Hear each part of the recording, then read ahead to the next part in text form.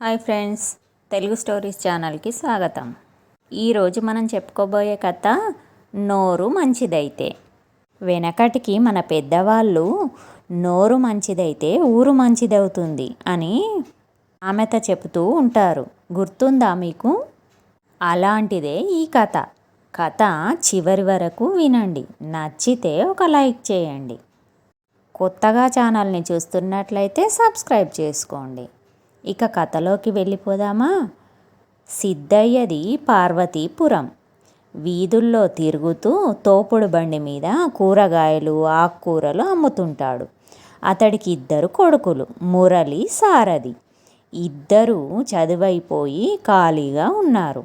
వారిలో పొగరుబోతు స్వభావం, పెంకితనం పెరగడం గమనించాడు సిద్ధయ్య. కొడుకుల్ని పిలిచి, మనవి చాలీచాలని పేద బ్రతుకులు, మిమ్మల్ని చూస్తుంటే భయమేస్తుంది. మీరు వినయంగా ఉండాలి, పెద్దలను గౌరవించడం నేర్చుకోవాలి అని చెప్పాడు సిద్ధయ్య. నీదంతా పాతకాలం ఆలోచన, ఇలా ఉంటేనే ఇప్పుడు చెల్లుతుంది. మమ్మల్ని చూసి నువ్వే మారాలి అని బదులిచ్చారు కొడుకులు.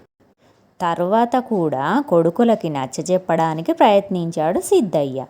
కానీ వాళ్ళు వినిపించుకోలేదు. దాంతో సిద్ధయ్య తమ పొరుగింట్లో ఉండే గంగాధరం మాస్టర్ని కలిసి ఏదైనా ఉపాయం ఉంటే చెప్పమని కోరాడు.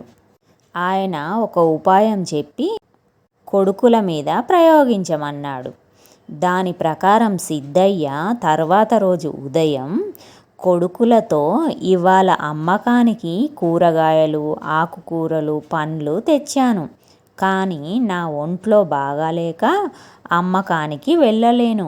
వాటిని అలాగే ఇంట్లో ఉంచేస్తే రేపటికి తాజాదనం పోతుంది.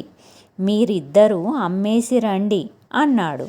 మాకు వ్యాపారం తెలియదు, ఎలా అమ్మగలం అని ప్రశ్నించారు కొడుకులు. నోరు మంచిదైతే ఊరు మంచిదవుతుందని సామెత. మీ మాట తీరుతో ఆకట్టుకొని నేను చెప్పే ధరలకు వాటిని అమ్మండి అంటూ ఏ వీధుల్లోకి వెళ్ళాలో చెప్పాడు సిద్ధయ్య. సరేనంటూ ఆయన ఇచ్చిన తోపుడు బండిని తోసుకుంటూ వీధుల్లో ప్రవేశించి కూరగాయలు ఆకుకూరలు పండ్లు రావాలమ్మ రావాలి అని అరిచారు ఇద్దరు. కొందరు స్త్రీలు బయటకొచ్చి వాటి ధరలు అడిగారు. తండ్రి చెప్పిన ధరలు గుర్తుకు తెచ్చుకొని వాళ్ళకి చెప్పారు సిద్ధయ్య కొడుకులు. మరీ అంత ఎక్కువ చెప్తే ఎలా? కేజీకి 20 చొప్పున తగ్గిస్తే ఒక్కో కేజీ కొంటాము అన్నారా స్త్రీలు. మీరు కొన్నా కొనకపోయినా నష్టం లేదు, కానీ ధర తగ్గించము అన్నాడు మురళి.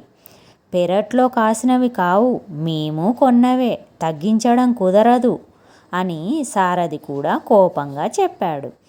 దాంతో కొనాలని వచ్చిన వాళ్ళు కూడా ఏమీ కొనలేదు. వాళ్ళ మాటలు విన్న మిగతా స్త్రీలు కూడా కొనకుండానే లోపలికి వెళ్ళిపోయారు. వ్యాపారం అన్నాక పట్టు విడుపు ఉండాలి అని వాళ్ళేదో అన్నారు, కానీ మురళి సారథి వినకుండానే ముందుకు వెళ్ళిపోయారు.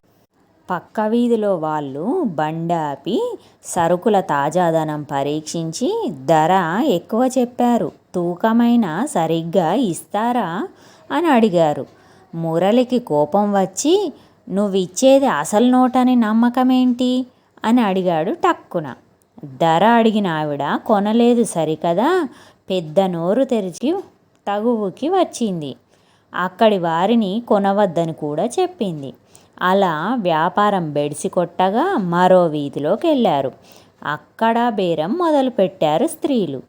ఈసారి సారథికి కోపం వచ్చి వీధుల్లోకి వచ్చే చిన్న వ్యాపారుల దగ్గర బేరమాడకుండా కొనాలని దేశోద్ధారకుల్లాగా వాట్సాప్లో నీతులు చెప్తారు. కొనేటప్పుడే వాళ్ళ నిజ స్వరూపాలు బయటపడతాయి అన్నాడు. దాంతో అక్కడి వాళ్ళు అంతెత్తున లేచి గయ్యమన్నారు. అక్కడ వ్యాపారం సాగలేదు. మొత్తానికి ఒక్క సరుకు అమ్మకుండా ఇంటికి తిరిగి వెళ్ళారు.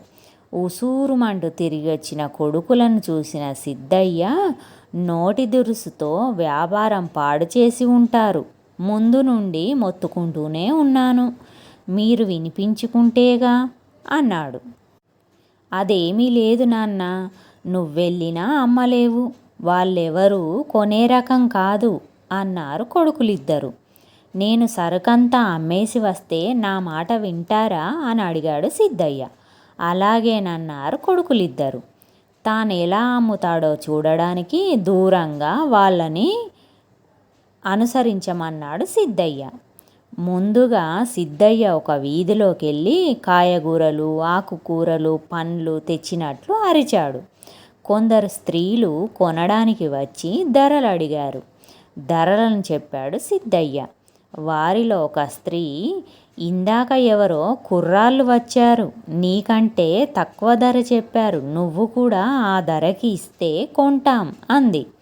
బంగారం లాంటి మీ చేత్తో బోని కొట్టండమ్మా, ధరకేముంది అని సిద్ధయ్య చెప్పేసరికి మారు మాట్లాడకుండా అడిగిన డబ్బిచ్చి కొనుక్కుందామె. రెండో ఆమెతో, మీరు చూడని డబ్బా తల్లి, నాలాంటి వాడికిచ్చే 10-20 మీకేపాటి అన్నాడు. ఆవిడ అడిగిన ధర చెల్లించింది. రంగమ్మ అనే ఆమెతో, పలానా రంగమ్మ గారు కొన్నారని చెప్పుకోవడం నాకు సంతోషం తల్లి, అందుకోసమైనా బేరం చేయకుండా కొనండమ్మా అన్నాడు. ఆమె కూడా కొనుక్కుంది.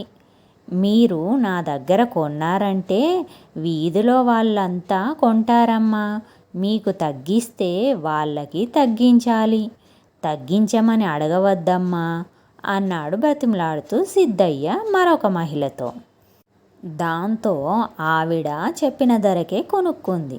అలా ఒక్కొక్కరితో ఒక్కోలా మాట్లాడుతూ సరుకులన్నీ అమ్మేసిన సిద్ధయ్యను చూశారు కొడుకులు. జరిగింది చూశారు కదా, మాట తీరు అవసరమని ఇప్పటికైనా ఒప్పుకుంటారా అని అడిగాడు సిద్ధయ్య. అయిష్టంగానే తలాడించారు ఇద్దరు. మనం మాట్లాడే స్నేహపూర్వకమైన మాట మిత్రుల్ని, ద్వేషపూరితమైన మాట శత్రువుల్ని ఇస్తుంది.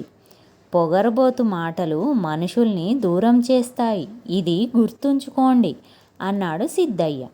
తరువాత నుండి కొడుకుల మాట తీరులో మార్పు రావడం గమనించాడు సిద్ధయ్య. మంచి ఉపాయం చెప్పిన మాస్టారుకి కృతజ్ఞతలు చెప్పడం మరవలేదు సిద్ధయ్య. ఇది ఫ్రెండ్స్ ఈరోజు కథ. ఎలా ఉంది? నచ్చిందా? నచ్చితే ఒక లైక్ చేయండి, కామెంట్ చేయండి, సబ్స్క్రైబ్